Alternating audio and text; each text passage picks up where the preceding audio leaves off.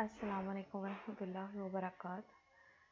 मैं मुक़द्दस इस्लाम चौधरी और हमारे चैनल माय ओन वे में आप सबको खुशामदीद। आज का हमारा ट्यूटोरियल फ़ोटोशॉप से मुतल्लिक़ है। हम फ़ोटोशॉप 2016 पर काम करेंगे आज, और आज ही हमारा पहला लेक्चर है। पहले लेक्चर में हम सीखेंगे कुछ बेसिक्स फ़ोटोशॉप के इंटरफेस से मुतल्लिक़। ये हमारे पास सॉफ्टवेयर यहाँ पे आप देख सकते हैं ओपन हो चुका है, और इस सॉफ्टवेयर में इस एरिया को, ये जो एरिया आपको नज़र आ रहा है, ये सारा, इसे हम वर्क स्पेस बोलते हैं। अपनी जिस एरिया पर हम काम करते हैं इसे हम वर्क स्पेस बोलते हैं। यहाँ पर आप राइट साइड पे देखें, हमारे पास ये कलर और स्वेचेस आ रहे हैं, और यहाँ पे ये चीज़ हमें नहीं चाहिए होती, हम इसको यहाँ से क्लोज़ कर देते हैं। क्लोज टैब ग्रुप, ये टैब हमारे पास क्लोज़ हो गया, ठीक है। और ये इस टैब को भी हम यहाँ से क्लोज़ कर देते हैं। इस टैब की भी हमें ज़रूरत नहीं है, हमें सिर्फ लेयर्स, चैनल और पाथ्स वाले ये वाला हेड यहाँ पे चाहिए, ठीक है। इसको आप इस वर्क स्पेस को अपने अकॉर्डिंग एडजस्ट कर सकते हैं। लाइक आप, कुछ लोगों की आदत होती है वो टूल बार को यहाँ पर रख कर यूज़ कर लेते हैं। इसको इस तरह से एक्सपैंड भी कर सकते हैं, इस तरह से आप इसको रख सकते हैं। देखें, आप इसको यहाँ पे मूव कर सकते हैं, आप इसको यहाँ मूव कर सकते हैं, और जैसे आप इसको रखना चाहें आप इसको रख सकते हैं अपने पास, ठीक है। ऐसा करने के बाद आप अपनी मुतलका सेटिंग को, मतलब अपने एक स्पेसिफिक नाम से भी अपने पास सेव कर सकते हैं। जैसे कि मैंने आपके सामने ये सारी सेटिंग कर ली, और ये सेटिंग को सेव करने के लिए मैं यहाँ जाती हूँ, यहाँ न्यू वर्क स्पेस पर मैं क्लिक करूँगी, और यहाँ पर इसे मैं अपना नाम दे देती हूँ, और इसको हम सेव कर देते हैं।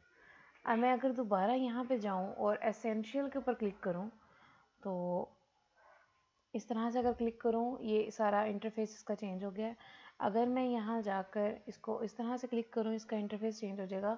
और अगर मैं यहाँ जाकर, यहाँ पर ये मुक़द्दस नाम यहाँ पे दिखाई दे रहा है, मैं इसके ऊपर अगर क्लिक करती हूँ तो ये दोबारा से वही सेटिंग यहाँ पे अपीयर हो जाएगी जो मैंने अभी आप सबके सामने सेव की, ठीक है। ये हो गया हमारे वर्क स्पेस की सेटिंग के हवाले से सारे। अब हम आगे बढ़ते हैं। सबसे ऊपर यहाँ पर ये पहली लाइन, और ये file, edit, image, layer, type, select, filter, etcetera, ये सब जो हमें नज़र आ रहा है इसको हम बोलते हैं मेन्यूज़। और ये पूरा हमारे पास मेन्यू बार है जिस पर हमारे पास ये डिफरेंट मेन्यूज़ हैं। और राइट साइड पे आप देख सकते हैं क्लोज बटन हमारे पास मौजूद है, रीस्टोर, मैक्सिमाइज बटन और मिनिमाइज बटन हमारे पास मौजूद होता है। इसको हम मेन्यू बार बोलेंगे, ठीक है। मेन्यू बार के नीचे हमें ये एक पट्टी सी दिखाई दे रही है जिसके ऊपर हमें कुछ टूल्स वगैरह के ऑप्शंस वगैरह, डिटेल्स वगैरह दिखाई दे रही है। जैसे यहाँ पे आप गौर करें, मैं यहाँ पे टूल सेलेक्ट करूँगी, हर टूल की ऊपर ऑप्शन बार इसको बोलते हैं, ऑप्शन बार में उसकी डिटेल्स हमें शो होती जाएंगी कि आप इसको किस तरह से यूज़ करना चाहते हैं। वो आपकी अपनी चॉइस है, और वो हम आगे इंशाल्लाह सीखेंगे। ये देखिए, ये देखिए, किसी भी टूल पर हम क्लिक करते हैं और वो आगे, मतलब फर्दर उसकी डिटेल्स आपको, उसको कितने मतलब सेटिंग के साथ यूज़ करना है, वो सब आपको यहाँ पे दिखाई दे रहा है, ठीक हो गया। यहाँ पे टूल्स के लास्ट पे आप देखते हैं ये हमारे पास दो बॉक्सेस दिखाई दे रहे हैं कलर्स के।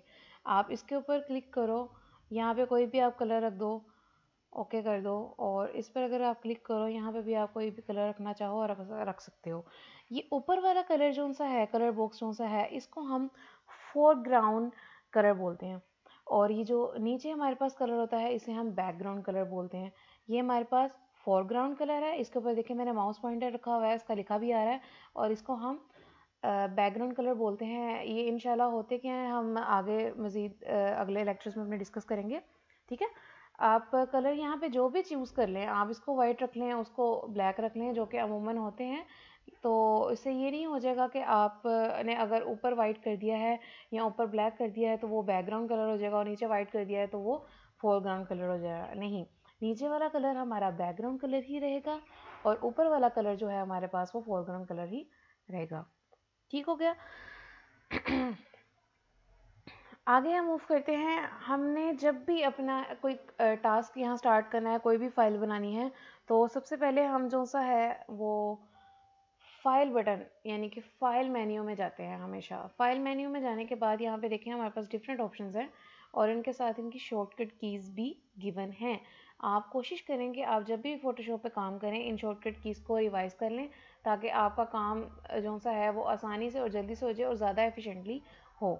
ठीक है, आप जैसे ये देख सकते हैं न्यू की हमारे पास शॉर्टकट की मौजूद है Ctrl+N, और अगर मैं यहाँ से न्यू पर क्लिक ना करके Ctrl+N यहाँ से प्रेस करती हूँ अपने पास, तो ये देखें हमारे पास ये विंडो अपीयर हो जाएगी, जिसके मतलब यहाँ पे हेडिंग में भी, यहाँ पे टाइटल पे भी हमारे पास मौजूद है न्यू।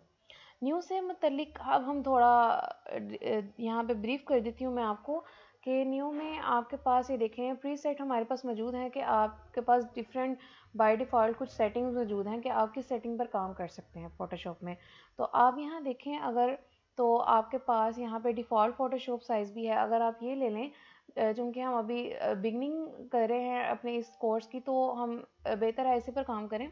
नहीं तो आप यहाँ से कोई और साइज़ भी चूज़ कर सकते हैं, या आप कस्टम पे अगर आप क्लिक करें तो यहाँ पे आप देखें डिफरेंट ये आपके पास विड्थ, हाइट और रेजोल्यूशंस वगैरह आपके पास यहाँ मौजूद हैं। आप इसको चेंज कर सकते हैं। विथ मतलब हमारे पास हमारी मतलब जो आपने पिक्चर वगैरह बनानी है या कोई कोलाज बनाना है या कोई टेक्स्ट बनाना है आपने, तो आपको जो एक बैकग्राउंड लेयर चाहिए वो आप कितनी विथ यानी कि कितनी चौड़ाई की रखना चाहते हैं, और अगर आपने हाइट उसकी एडजस्ट करनी है तो वो उसकी ऊंचाई मतलब लंबाई आप कितनी रखना चाहते हैं।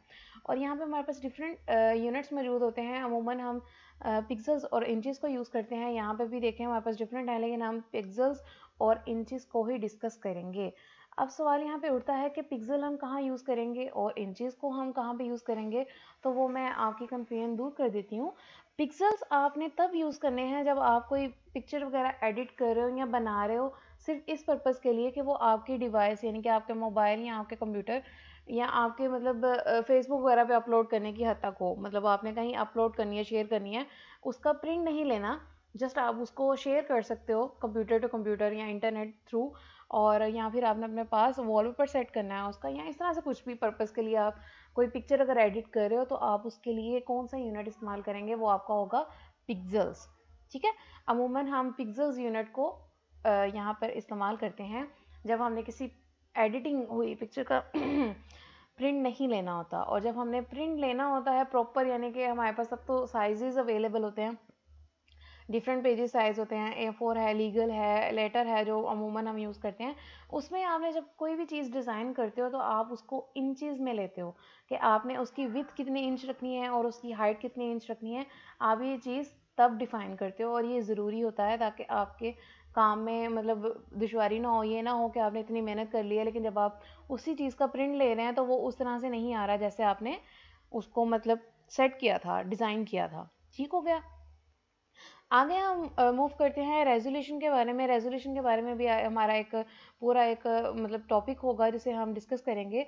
यहाँ पे हम इसको अमूमन 70 या 75 रखते हैं, जो कि हमारी एडिटिंग के हवाले से बिल्कुल ठीक है। और अब आ जाते हैं हम कलर मोड की तरफ। कलर मोड में हमारे पास डिफरेंट कलर स्कीम्स हैं, जैसे बिटमैप है, ग्रे स्केल है, RGB है, CMYK कलर है या लैब कलर है। इसमें आप जो है RGB कलर पर काम करेंगे। RGB कलर में आप जब भी काम करेंगे तो वो काम आपका बहुत उम्दा बनेगा, मतलब बहुत उसके कलर सारे बहुत फ़ाइन होंगे, सारी एडिटिंग वगैरह सारी फ़ाइन होंगी।